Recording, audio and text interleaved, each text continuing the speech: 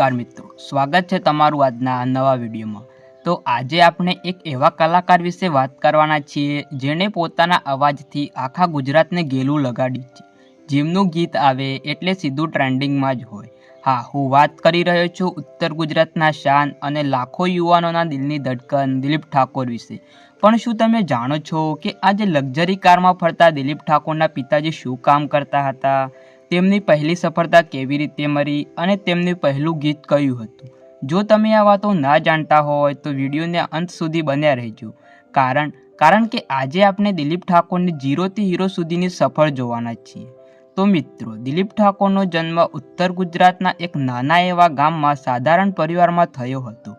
તેમના પરિવારની આર્થિક સ્થિતિ શરૂઆતમાં ખૂબ જ સામાન્ય હતી।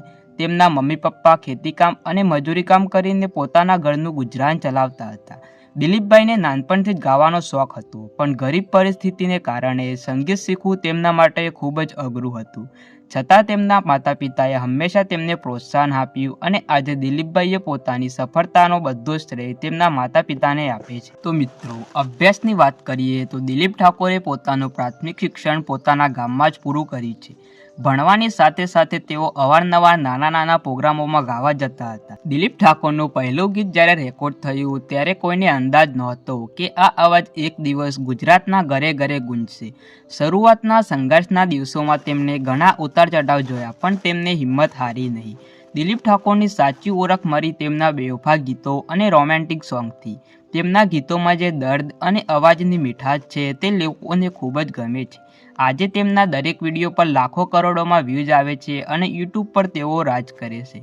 સફળતા મળ્યા પછી દિલીપ ઠાકોરની લાઈફસ્ટાઈલ પૂરી બદલાઈ ગઈ છે। આજે તેઓ વૈભવી જીવન જીવે છે। ગાડીઓના શોખીન દિલીપ ઠાકોર પાસે આજે ઘણી મોંઘી ગાડીઓ છે, પણ તેમની પહેલી કાર તેમના માટે હંમેશા સ્પેશિયલ રહી છે। તેઓ ઘણીવાર સોશિયલ મીડિયા પર પોતાના નવા ઘર અને ગાડીઓના ફોટા શેર કરતા રહે છે, જે તેમના ફેન્સને ખૂબ જ પસંદ આવે છે। તેમનું ગીત સપનું તૂટ્યું, કરમ ફૂટ્યું અને ત્યારબાદ આવેલા અનેક બેવફા ગીતોએ તેમને રાતોરાત સ્ટાર બનાવી દીધા।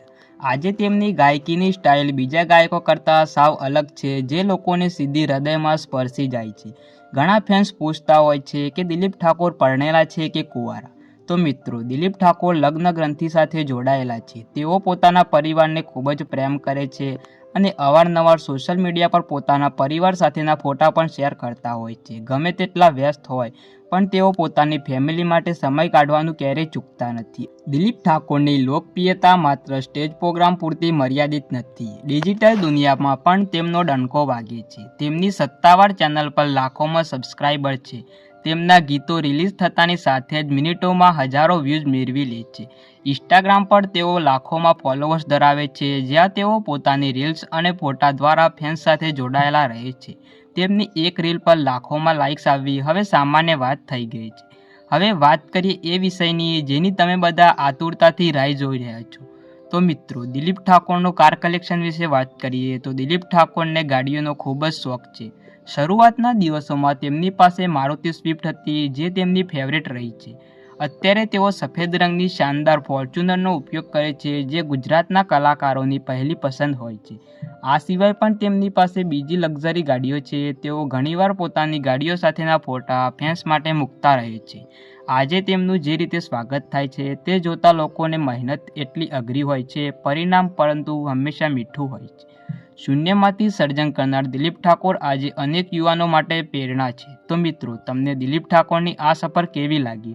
શું તમારે દિલીપ ઠાકોરના કોઈ બીજા સિક્રેટ જાણવા છે? કોમેન્ટમાં જરૂરથી જણાવજો। અને હા, તમારે દિલીપ ઠાકોરનું કયું સોંગ તમારું ફેવરેટ છે એ પણ કોમેન્ટમાં જરૂરથી જણાવજો। તો મિત્રો, વિડીયો ગમે હોય તો વિડીયોને લાઇક અને ચેનલને સબસ્ક્રાઈબ જરૂરથી કરી દેજો। મળીશું એક બીજા વિડીયો સાથે, ત્યાં સુધી જય માતાજી।